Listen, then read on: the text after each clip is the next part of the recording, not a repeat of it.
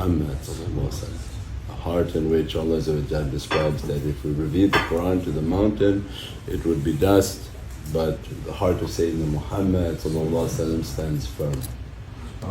So this is the foundation of our reverence, that the ability to receive the Quran, to love the Quran, to follow the Quran is based on the immense love for Sayyidina Muhammad, the one whom bringing that to his nation and bringing that reality. So this is a immense way of love and muhabbat. In everything we do, always remember the greatness of Prophet. So even people make comments, oh, that the huruf is not known by people, this is not known by people. No, it's not known by them. That doesn't mean it's not known by people. Alif, Lam, Mim, ذَلِكَ الْكِتَابُ لَا رَيْبَ فِيهِ هُدًى لِلْمُتَّقِينَ. Even when the Quran wants to start, we said even from أعوذ بالله من الشيطان الرجيم, and then you have to say Bismillahir Rahmanir Rahim. So it means all ulum, all knowledges, they think starts at Bismillahir Rahmanir Rahim. But you didn't enter Bismillahir Rahmanir Rahim without understanding A'udhu Billahi Minash Shaitan. Because first you had to have run away from shaitan to open up now Bismillahir Rahmanir Rahim. Otherwise shaitan is with you. The secret of A'udhu Billahi Minash Shaitanir Rajeem is that how do I seek refuge in Allah from the accursed shaitan? That's our whole life's fight. There's no elevation, there's no success, there's no safety, all dunya, and there's nothing in akhirah without understanding where shaitan is. Because you can't take shaitan with you to the heavens, and if all your life was with and mixed with shaitan, then that becomes a dirty, contaminated life. So the success, and this is the immense gift of the tariqahs, the success in our life is not only from Bismillahir Rahmanir Rahim, what was A'udhu Billah? How do we live a life of A'udhu Billahi Minash Shaitanir Rajeem? And that's when the awliya come and seek. There's the only refuge in Allah from shaitan is Sayyidina Muhammad. Nobody can fight shaitan. There's no person you can be with, there's no place that you can run to, there's nowhere the shaitan's not there. But the only place that we find safety from shaitan is in the presence of Sayyidina Muhammad. And that becomes the teaching for awliyas. Our life is to keep the company of the one whom shaitan is fearful of. And that's Prophet. It's that this becomes the key to opening every door. So when people want to claim that they're already on that side, that they have knowledges, they have understanding, they have all these things, but we're first at the door. So let's, before you go too far ahead of yourself, let's stay at this door and say, you really think you got through this door? No. They didn't even understand A'udhu Billah, because they don't have a respect past the door for Prophet. They don't have that knowledge and the ulum and understanding, is that okay, everything you built in your life is going to be based on what? Shaitan.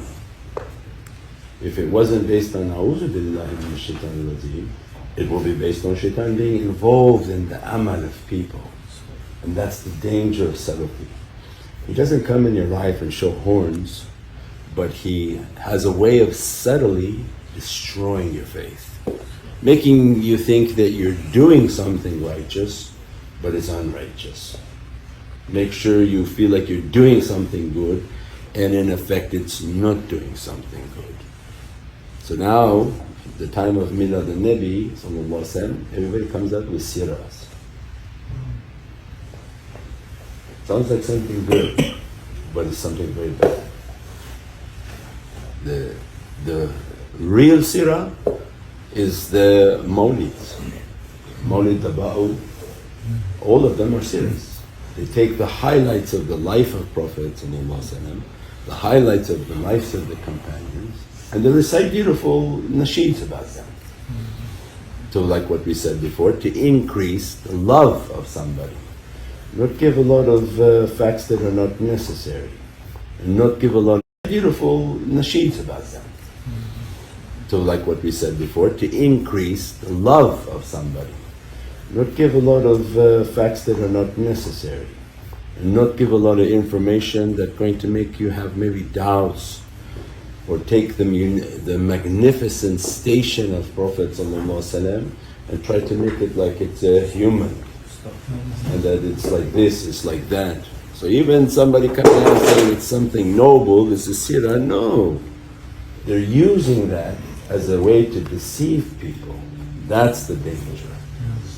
That's what we said, like when there's 10 people and there's one masjid, they say, oh, it's noble for us to build a masjid. It's not noble for you to build a masjid. Because the people should be 10 people in one masjid, not 10 masjids with one person. It becomes unnoble. But shaitan fools them in acts of piety. So that's how you don't get the Muslim person and okay, make them go to liquor store. No, shaitan says, no, I'm going to play with you in your faith. I'm going to make you do things within your faith, not going to be pleasing to Allah. So in the last days, then who are the people whom are saved? The people whom follow awliya. Because there's so much deception now without the shajara of awliya. We said people coming out with deceptive sirrah. They make this sirrah with too many facts that make you confused. They went here, they made a mistake, they went there, they went like this, they went like that. Like what? Who paying for them to do that? When they took these lands in those areas, you know who bought the lands there? The Muslim corporations. Arabs came, bought the lands in these areas that they would never sell to anyone. And the Arabs came, bought these properties, took them back and sold them to the cousins. And the people came back and said, oh, I have property rights here. I said, where do you get property rights? I would never sell to you. I said, no, I have. They're using them to do their fitna for each other. As we said, they sold the deen.